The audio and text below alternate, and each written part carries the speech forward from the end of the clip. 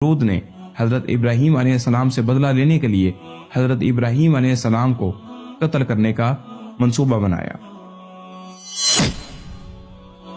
چنانچہ تمام نمرودی نمرود کے پاس حاضر ہوئے اور حضرت ابراہیم علیہ السلام کو سزا دینے کے لیے کہا۔ چنانچہ تمام نمرودیوں کی یہ بات سن کر نمرود نے یہ حکم جاری کیا کہ ایک مقام پر آگ جلائی جائے اور اس کے اندر حضرت ابراہیم علیہ السلام کو ڈال دیا جائے۔ لہٰذا نمرود کے حکم کے مطابق ایسا ہی کیا گیا۔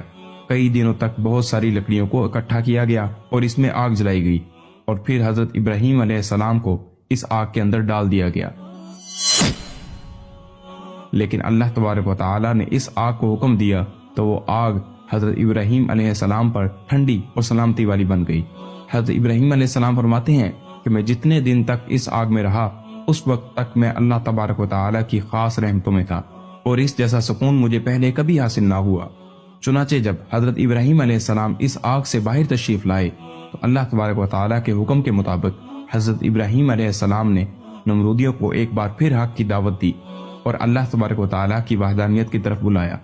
حضرت ابراہیم علیہ السلام نے نمرود کو بارہا سمجھایا اور اپنے کفر و شرک سے باز آنے کا کہا اور اللہ تبارک و تعالی کی وحدانیت پر ایمان لانے کو حکم دیا، لیکن نمرود نے اللہ تبارک و تعالی کی وحدانیت کا انکار کر دیا اور وہ حضرت ابراہیم علیہ السلام سے مناظرہ کرنے لگا اور حضرت ابراہیم علیہ السلام کے سامنے خدائی کا دعویٰ کر دیا۔ نمرود نے حضرت ابراہیم علیہ السلام سے سوال کیا کہ تیرا رب کون ہے؟ تو حضرت ابراہیم علیہ السلام نے ارشاد فرمایا کہ میرا رب وہ ہے جو زندگی اور موت دیتا ہے۔ اس پر نمرود تکبر سے مسکرایا اور کہنے لگا کہ یہ تو میں بھی کر سکتا ہوں۔ چنانچہ نمرود نے 2 قیدیوں کو بلایا جن کو سزائے موت ہو چکی تھی۔ ان میں سے ایک قیدی کو نمرود نے آزاد کر دیا اور ایک کو پھانسی لگا دیا، اور اس طرح نمرود حضرت ابراہیم علیہ السلام سے کہنے لگا دیکھو ایک کو میں نے زندگی دے دی اور ایک کو میں نے موت دے دی۔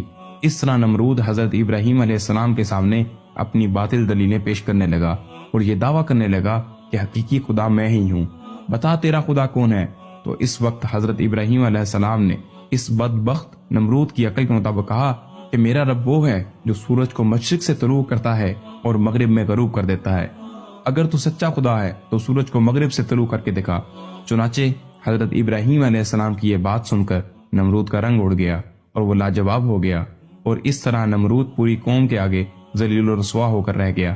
اور اس کے بعد بھی حضرت ابراہیم علیہ السلام نے نمرود کو کئی بار اللہ تبارک و تعالی کی وحدانیت کی طرف بلایا، لیکن نمرود اپنی سرکشی سے باز نہ آیا اور اسی طرح اپنے کفر و شرک پر ڈٹا رہا۔ چنانچہ حضرت ابراہیم علیہ السلام کی بار بار دعوت حق دینے سے نمرود تنگ آ گیا اور بالآخر تنگ آ کر نمرود